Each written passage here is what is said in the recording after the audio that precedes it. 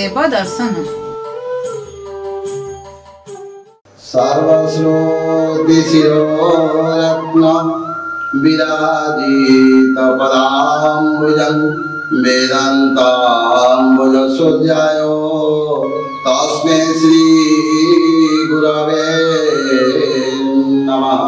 सीतानाथ समारम्भा रामानन्दाचार्य मध्यमा अस्मदाचार्य पर्यन्तं वन्दे गुरु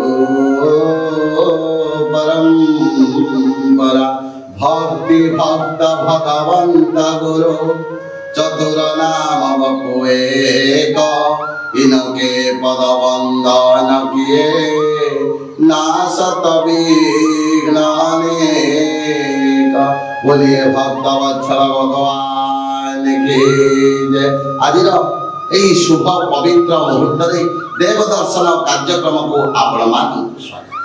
दर्शक बंधु आज आम श्रवण करवा प्रकृत आम अरे मोर मोर बोली किंबा बाई हे तो ही मो बिना संसार रे आन किछि नाय।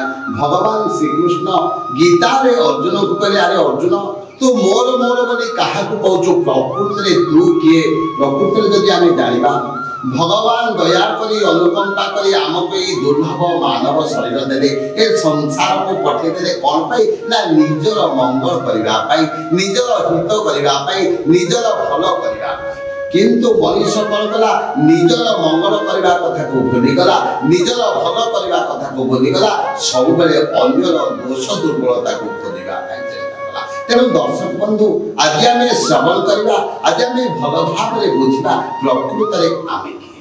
साधारणतः भाव आमको जब किए प्रश्न करे ताहले आमे निजर परिचय निजको कौन बोली कहिताउ ना निजर नाम को उपस्थापन करिताउ नचेत कौन करू ना जदि आमे किछि चाकरी करते से चाकरी को आमे निजर बोली कहिताउ। किंतु प्रकृत रे शास्त्र कहंती एई शरीर आमे नहु ए शरीर भितरे जो सत्ता की रही जो परमात्मा अंश अर्थात आत्मा की रही से आत्मा है प्रकृत आम शास्त्रकार कहले ना बोले कबहु करे करुणा नर देहि देतई चाविनो हेतु सनेहि अनेक तपस्या देव विष्णु रे करई मध्य मंडल रे सेव नर जन्म पाए। अनेक बार विष्णु भगवान को तपस्यार फलस्वरूप आज ये संसार में कौन आम दुर्लभ मानव शरीर पाइते यही शरीर रूपक सीढ़ी पाइते कौन पाई ना निज को उद्धार करने को पड़ो तारे संसार रूपक सागर निज को उद्धार करने निज को जानापी निजे कौन जानापी प्रत्येक मुहूर्त आमको कौन करने को पड़ो ना भगवान नाम को कीर्तन करने को पड़ो भगवान नाम को श्रवण करने को पड़ो भगवान नाम को पठन करने को पड़ो। हरिनाम हरिनाम हरिनाम केवलम नास्तेव नास्तेव गतिरन्यथा। ताहले निज को जानिबा पाई निजे कोन जानिबा पाई प्रकृत रे आमे जदि प्रत्येक मुहूर्त रे प्रत्येक क्षण रे प्रत्येक समय रे से भगवान नाम को जप करबा धीरे धीरे कोन होबा हमर ए जो इंद्रिय माने निज आयत रे रहिबे इंद्रिय माने बहिर्मुखी नै अंतर्मुखी हेबे मन को आमे आयत करि पारिबा।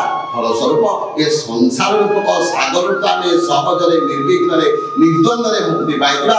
तो संगे संगे कोन हो ना निज को जानि पारिबा अर्थात जेउथि पई आमे संसार रे जन्म होइते जेउ कार्यति कले निजर हित साधन हो प्रकृति रे सेही हित साधन सेही जजल्यमान दृष्टांत आम आगे उपस्थापन हो अर्थात निज को निजे जानिबा आत्मा को आमे जानिबा ए आत्मा को नै परमात्मा पाखरे पहुंची दिबा।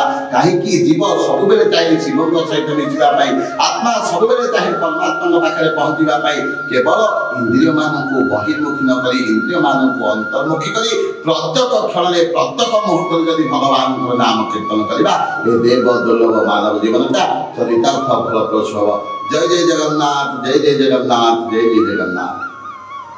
देव दर्शन